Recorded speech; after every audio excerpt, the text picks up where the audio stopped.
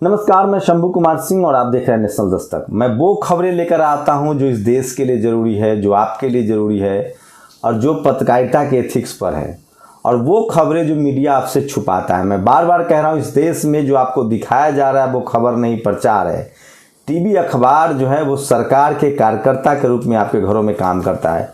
तो आज 3-4 बड़ी खबरें हैं। जिंद में जातिवाद का कोहराम मचा हुआ है, पूरे गांव में शेड्यूल कास्ट के लोग का बायकॉट कर दिया गया है, वो खबर बताऊंगा। कौन पार्टी है बीजेपी की बी टीम, इस पर सबसे बड़ा खुलासा। मायावती, ओवैसी, अखिलेश, ये बी टीम है या कांग्रेस, इस पर ही बड़ा खुलासा।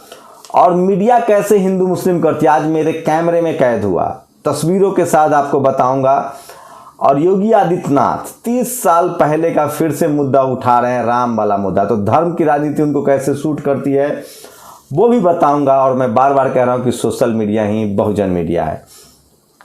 तो सबसे पहले बात हरियाणा के जिंद की। ये तस्वीरें देखिए, इस तस्वीर में मैं ब्लर करके दिखा रहा हूं, ब्लर नहीं दिखा सकता हूं। अखबार की एक कटिंग देखिए, ये हरियाणा जिंद की खबर है, जहां किस तरह से लगातार आप कल्पना नहीं कर सकते कि आज के समय में 21वीं सदी में भी जातिवाद कैसे काम करता है। उचाना के छातर गांव में एक वर्ग के लोगों को कथित तौर पर गांव के ही प्रभावशाली लोगों द्वारा सामाजिक बहिष्कार करने पर उचाना थाना पुलिस ने गांव के ही 24 लोगों के खिलाफ SC/ST एक्ट के तहत केस दर्ज किया है। अब मारपीट हो रही है। सोचिए, मामूली सी बात को लेकर पूरे गांव का बहिष्कार कर दिया गया है। मैं फिर कह रहा हूँ, ये देश जाति प्रधान देश है और जातियों में बटा हुआ देश है, और इसके खिलाफ लोगों को संज्ञान लेना चाहिए। लेकिन हमारी सबसे जो बड़ी खबर होगी वो बीजेपी की बी टीम कौन है, हिंदू मुस्लिम का वीडियो। तो ये तस्वीरें देखिए, ये तस्वीर है आज जंतर मंतर की। तस्वीर में जंतर मंतर पर आपको दिखा रहा हूँ, मुट्ठी भर लोग हैं, 50-60 लोग भी नहीं है, 25 लोग हैं। इस्कॉन टेम्पल से जुड़े हुए लोग हैं, मैंने इंटरव्यू भी किया है। ये लोग बांग्लादेश में जो हिंदुओं पर अत्याचार हो रहा है उसके खिलाफ धरना दे रहे हैं। बड़ी अच्छी बात है। जैसे अभी तालिबानियों ने कहा है कि सिख धर्म अपना ले, नहीं तो अफगानिस्तान छोड़ दें। ठीक वैसे ही जैसे भारत में लोग कहते हैं, वो कौन लोग हैं उनको पहचानिए, जो कहते हैं कि ये सनातन धर्म बनेगा, यहाँ सिख नहीं रह सकते, बुद्धिस्ट नहीं रह सकते, ईसाई नहीं रह सकते, मुसलमान नहीं रह सकते, धर्म के आधार पर देश बनाना चाहते हैं। कौन लोग हैं? ऐसे ही मानसिक बीमार बांग्लादेश में भी हैं, पाकिस्तान में भी हैं, अफगानिस्तान में है।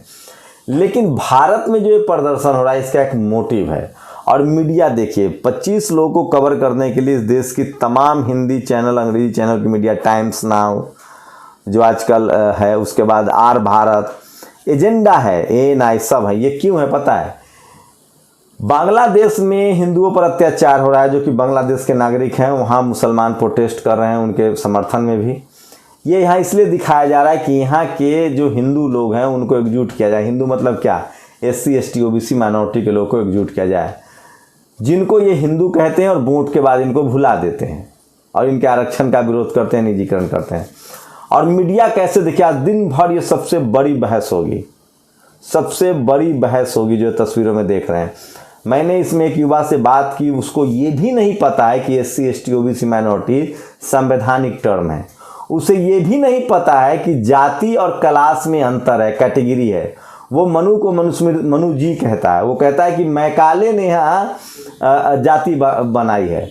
उसे नहीं पता है कि मैकाले ने एक शिक्षा का कानून बनाया, एक IPC बनाया, और मैकाले ने इस देश में सबके लिए बराबर का कानून बनाया। तो आप सोचिए कि जो सवर्ण समाज के लोग हैं उनको अपने संविधान के बारे में कितना कम पता है, और वो क्या SC/ST OBC माइनॉरिटी के लिए न्याय करेंगे? आप कल्पना नहीं कर सकते हैं।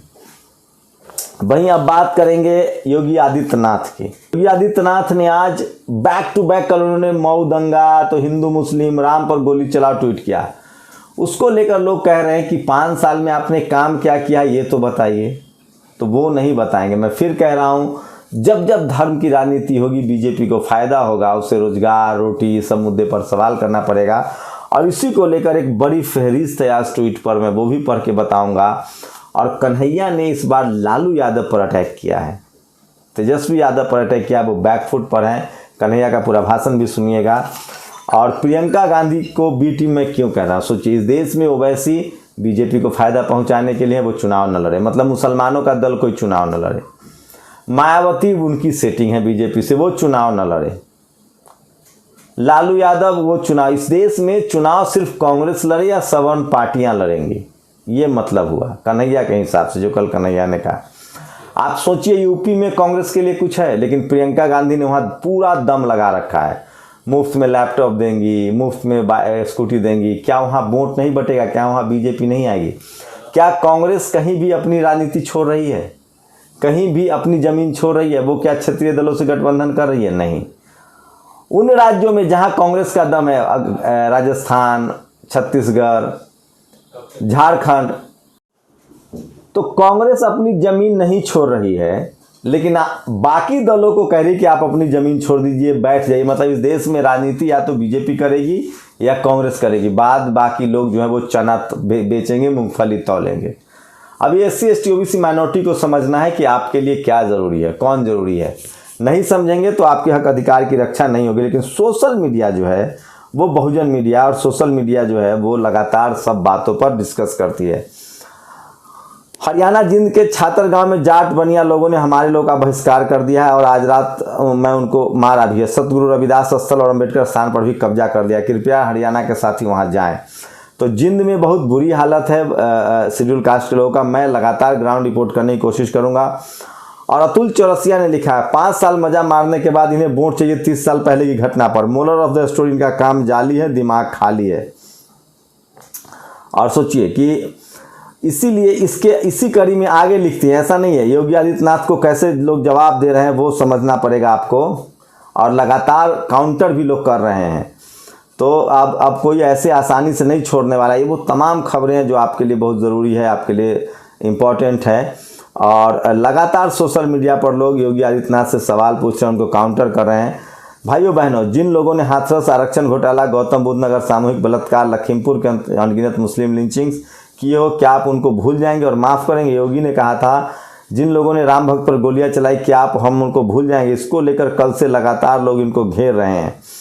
और ये देखिए एक और खबर जो योगी आदित्यनाथ से पहले जो सारी खबरें हैं वो मैं आपको बता दूं, उसके बाद मैं बताऊंगा कि ये देखिए प्रशांत कनौजिया ने इसी को लेकर ट्वीट किया। दलितों भाजपा को वोट देने से पहले हाथरस की बेटी याद रखना, आगरा के अरुण वाल्मीकि को याद रखना, गोरखपुर के अनीस कनौजिया को याद रखना, काट दिया गया था।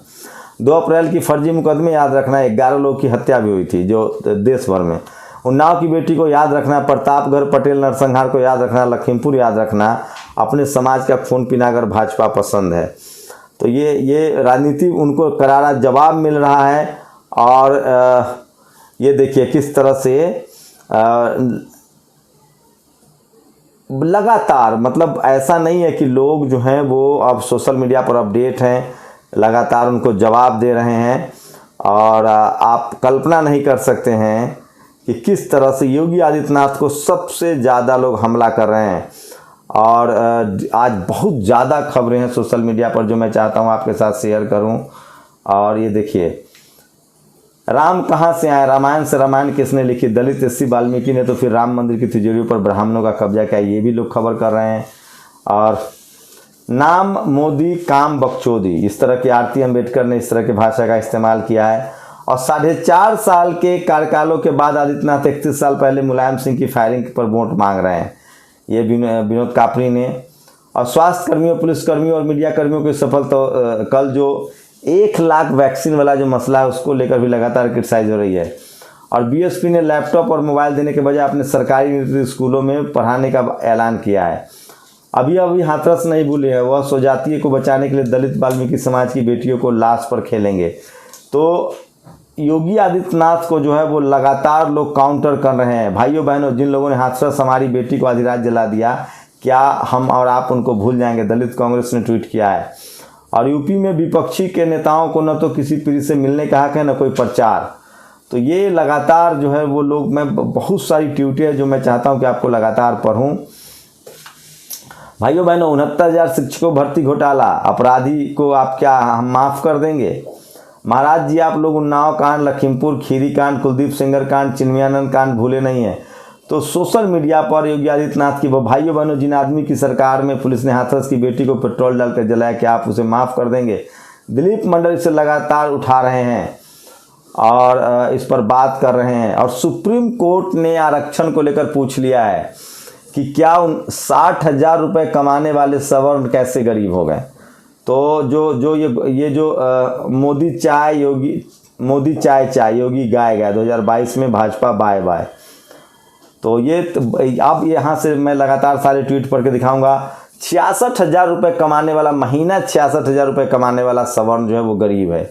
ये है सवर्णों का मिला जाति आर्थिक आधार पर आरक्षण। इसको लेकर सुप्रीम कोर्ट ने सवाल पूछ लिया है और ये साफ हो गया है कि केंद्रीय मंत्री अजय टेनी मिश्रा को मोदी जी नहीं हटाएंगे।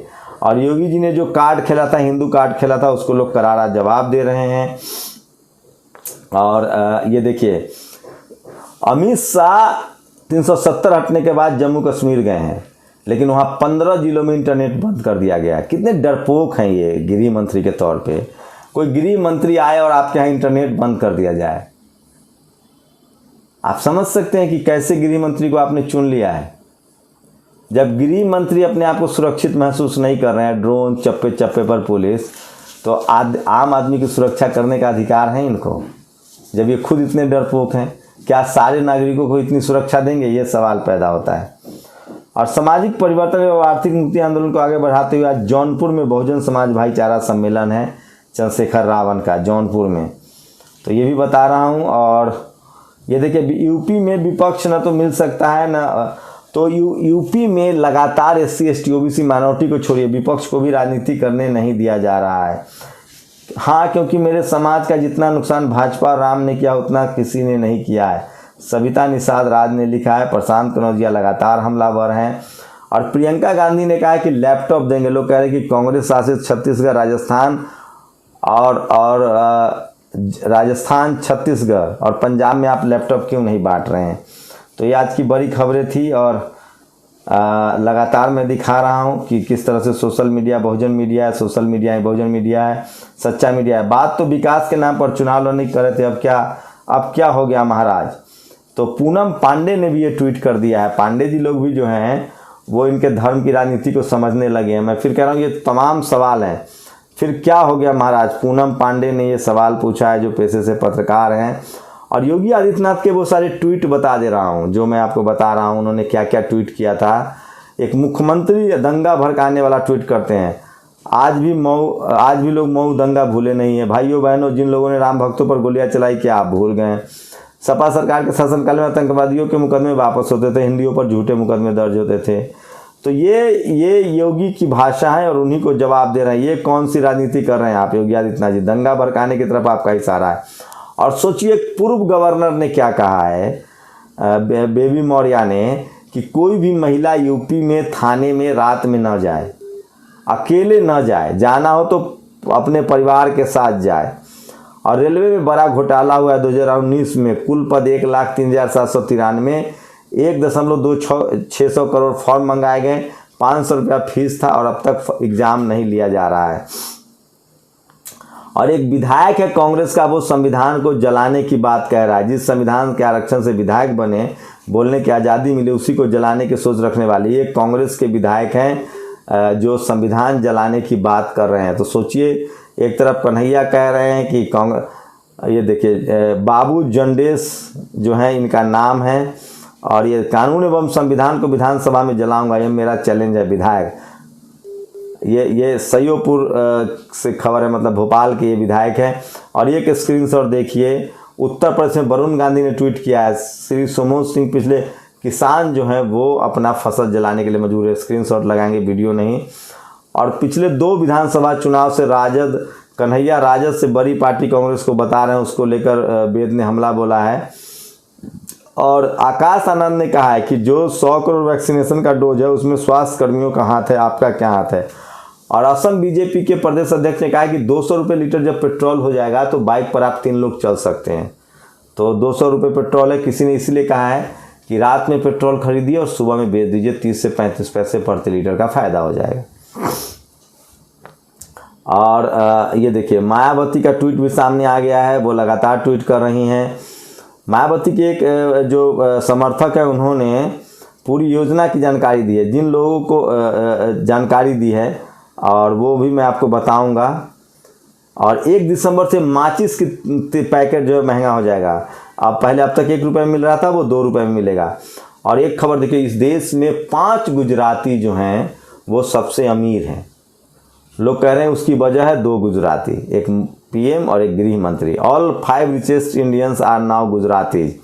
लेकिन उसी गुजरात में 1.47 lakh Gujarat anganwadi kids have severe acute malnutrition. उसी गुजरात में 2 लाख से ज़्यादा बच्चे जो हैं वो कुपोषित हैं। और लगातार चौथे दिन महंगे हुए ईंधन, पेट्रोल, डीजल कीमत 35 पैसे। सोचिए, आपको इसीलिए नहीं दिखाई जा रही, आपको शाहरुख खान का बेटा इसलिए दिखाया जा रहा है कि महंगाई की खबर से दूर है। और ये देखिए, यूपी में कमलनाथ ने ट्वीट किया, स्क्रीनशॉट दिखाएंगे मेरे एडिटर।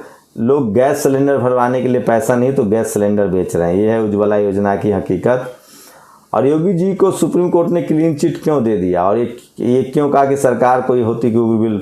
तो ब्रजेश यादव ने ट्वीट किया, पहले आया डिजिटल इंडिया, फिर आया डिजिटल कंपनियां, फिर नोटबंदी, जनता को कैशलेस, फिर आया जीएसटी, बर्बाद हुआ छोटा कारोबारी। तो कुछ अपने दोस्तों को फ़ायदा पहुंचाने के लिए ये लाया गया था। तो एक किसी सुदर्शन कुमार ने लिखा कि जेएनयू, कल कन्हैया ने पटना में कहा था कि कौन ऐसी पार्टी है कांग्रेस के अलावा जो बीजेपी से नहीं मिली है। आरजेडी ने कभी समझौता नहीं किया है। लेकिन कन्हैया जी को पता होना चाहिए कि मैक्सिमम बीजेपी के नेता कांग्रेस में जाते हैं, कांग्रेस के नेता बीजेपी जाते हैं। कांग्रेस ही बीजेपी है, बीजेपी ही कांग्रेस है। और वैभव ने लिखा कि राजस्थान, पंजाब, छत्तीसगढ़ की छात्राओं को स्मार्टफोन और सिक्योरिटी तो पहले मिल ही चुकी होगी, जिस तरह से प्रियंका ने वादा किया है। और ये वीडियो देखिए, गुलजार सिद्दीकी ने लगाया है, इसको सुन लीजिए। ये पीड़ित बेटी हैं, चेहरा इनका ब्लर कर दिया जाए। ये गुलजार सिद्दीकी ने ट्वीट किया, इनको पूरा एम्बियंस के साथ सुनाया जाए। ये मदद की गुहार लगा रही हैं। हर चीज़ से मुझे मदद चाहिए, हाथ जोड़ के विनती है। नाम प्रियंका है, चरण सिंह कॉलोनी में रहती हूँ। ठाकुर समाज के लोगों ने मुझे मारपीट की, 8 महीने से प्रेग्नेंट हूँ। और क्या नाम है, मारपीट करने के बाद वो मुझे बिल्कुल मारने की धमकी, जान से मारने की धमकी दी। मैं पुलिस में गई, चक्कर काट रही हूँ, मेरी कोई सुनवाई नहीं कर रहा है। ये गाजियाबाद से हैं, इनके साथ मारपीट हुई है और जातिवादी गुंडों ने इनके साथ मारपीट की है। और अर्थशास्त्री अमित मित्रा ने कहा है 35,000 विदेशी जो है यहाँ से पैसा लेके भाग गए। 35,000 जो बिजनेसमैन हैं विदेश भाग गए, माफ़ कीजिएगा, 35,000 अडानी अंबानी की तरह जो बिजनेसमैन थे और वो मोदी और माल्या की तरह देश से भाग गए हैं। 35,000 बिजनेसमैन भाग गए हैं। और रात को पेट्रोल खरीदो, सुबह बेच दो, 15 से 20 पैसे का लाभ हो जाएगा। तो ये भी चल रहा है। और ये स्क्रीनशॉट देखिए, वीडियो में खलीलाबाद विधायक जय चौबे का भाई पूर्व ब्लॉक प्रमुख संतोष चौबे किस तरह से एक युवक को मार रहा है।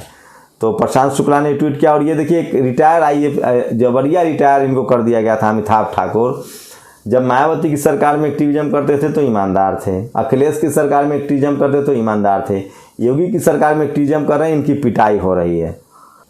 मैं इसीलिए कहता हूं कि सोशल मीडिया, बहुजन मीडिया। और ये है caste terrorism, caste Hindus have और 150 SC फैमिली, 150 शेड्यूल कास्ट के परिवारों को जिस तरह से जिंद में उनको मारा पीटा जा रहा है। और वो बात करेंगे दंगे की, तुम बात करना भूखे नंगों की, वो बात करेंगे राम राज की, तुम बात करना काम काज की। और बेबी रानी मौर्य का जो है वो बयान बहुत वायरल हो रहा है, जिसमें उन्होंने कहा था कि रात में थाने न जाए महिलाएं। और बहुत बहुत धन्यवाद मोदी जी। जब तक अब टेलीविज़न देखना भी 50 रुपये महंगा हो जाएगा तो लोग उसको कह रहे हैं कि अब भीख मंगवाने की नौबत आ जाएगी। और ये देखिए, ये मायावती के वो काम हैं जो उनके समर्थक शेयर कर रहे हैं सोशल मीडिया पर। मैं चाहता हूं कि आपको बता, देखिए एक खबर आपको बोरिंग स्टाइल जरूर लगेगी, लेकिन ये खबरें बहुत ज़रूरी है आपके लिए। उन्होंने 5 साल में 11 मेडिकल कॉलेज, 6 विश्व स्तरीय विश्वविद्यालय, 100 IIT, 24 polytechnic college, 5,449 primary school, 6 engineering college, 200 degree college, 200 inter college, 572 high school Mayawati ने खोले थे। तो बहुजन जब भी सत्ता में आएंगे वो ज़्यादा काम करेंगे। और अखिलेश ने का बोर्ड लगा हुआ है, आ रहा हूँ, वायरल हो रहा है, स्क्रीनशॉट दिखाएं। और एक ट्राइबल युवक की इसीलिए सिर्फ 9 साल में उनको बंद कर दिया गया क्योंकि उनके पास भगत सिंह की तस्वीर मिली थी। और ये तमाम आज की बड़ी खबरें थी। और अब बात कुछ ऐसे नॉर्मल, ये किसी की भावनाएं आहत ना हो। मीना कोटवाल ने लिखा है कि गाय के भूखे रहने से सांड की उम्र कैसे बढ़ेगी। करवा चौथ पर उन्होंने तंज किया है और कह रहे हैं कि कर्मकांड से निकलिए और जमकर छक्कर भोजन कीजिए। ये मीना कोटवाल की अपनी निजी राय है। और देखिए कितना केस दर्ज हुआ है इस देश में धर्म की राजनीतिक। जबलपुर में 25, रायपुर में 18, सेंधाम में 25, धार 82। ईद मिलादुन नबी के त्यौहार पर मध्य प्रदेश के 4 स्थानों पर 164 व्यक्तियों पर FIR हुआ है। और वेदों, और ये देखिए गरीब पढ़ने लगे तो सरकारी संस्थान मिटाने लगे, नौकरी करने लगे तो निजीकरण करने लगे, बस तरीका बदला है, शोषण जारी है। और अडानी पर बैंकों का 4.5 लाख करोड़ का NPA बकाया है जो वो चुका नहीं रहे अब, जबकि संपत्ति दिन दुनी और रात चौगनी। सोचिए 4.5 लाख करोड़ अडानी के यहाँ कर्जा है, फिर भी उसको बैंक लोन दे रही है और वो दुनिया का अमीर आदमी है। मतलब अमीर आदमी भारत का कर्जा रख सकता है। और इसीलिए राजेंद्र प्रसाद सिंह ने लिखा है कि अब भी कुछ लोग मांगते हैं कि किताब इंसान नहीं लिखते हैं। किताब तो इंसान ही लिखते हैं और कोई दूसरा नहीं लिखता है। और उन्होंने लिखा है कि अगर वेद सबसे प्राचीन ग्रंथ है तो बाकी के दुनिया के प्राचीन ग्रंथों में वेद की चर्चा क्यों नहीं है, जबकि अगर मान लो वेद सबसे प्राचीन ग्रंथ है तो बाकी प्राचीन ग्रंथ वेद के बाद लिखा गया होगा। तो उस जैसे मैं कोई किताब लिखूंगा, सचिन के बाद पैदा हुआ क्रिकेट पर, तो सचिन का नाम लिखूंगा ना, जडेजा का नाम लिखूंगा ना, अजरुद्दीन का नाम लिखूंगा ना, मैल्कम मार्शल लिखूंगा ना, PM पर लिखूंगा तो मोदी जी का नाम लिखूंगा, वाजपेयी नेहरू का नाम लिखूंगा ना। लेकिन जो वेद सबसे प्राचीन है उसके बाद की जो वेद लिखी, बाद की जो धार्मिक किताबें उसमें वेद की चर्चा नहीं है, लेकिन बुद्ध साहित्य की चर्चा है। तो समझिए खेल को, मैं इसलिए कह रहा हूँ। और जो कांग्रेस जो सबको B टीम कहती है, सच्चाई ये है कि कांग्रेस सबसे बड़ी B टीम है जो बीजेपी को उन राज्यों में फ़ायदा पहुंचाती है। यूपी में कांग्रेस का कुछ नहीं, किसको फ़ायदा पहुंचाएगी? बीजेपी को। और जिन राज्यों में बीजेपी का जनाधार है उन राज्यों में जब कोई दूसरी पार्टी चुनाव लड़ती है तो वो कहती है कि ये B टीम है, बसपा B टीम है, वैसी B टीम है। तो सिर्फ SC ST OBC माइनॉरिटी की लीडरशिप वाली पार्टियों को भी चुनाव लड़ना चाहिए। ये तमाम बड़ी खबरें थी जो आपसे छुपाई गई थी। ये वो खबरें हैं जो आपके लिए जरूरी है। अपनी प्रतिक्रिया जरूर दीजिए। शुक्रिया। नेशनल दस्तक की आपसे गुजारिश है कि अगर इसको बचाना चाहते हैं तो नेशनल दस्तक को सब्सक्राइब करने के लिए रेड कलर के सब्सक्राइब बटन को दबाएं, फिर बेल आइकन की घंटी दबाएं। नेशनल दस्तक को बचाने के लिए बहुत जरूरी है कि हर खबर को शेयर करें, लाइक करें, कमेंट जरूर करें।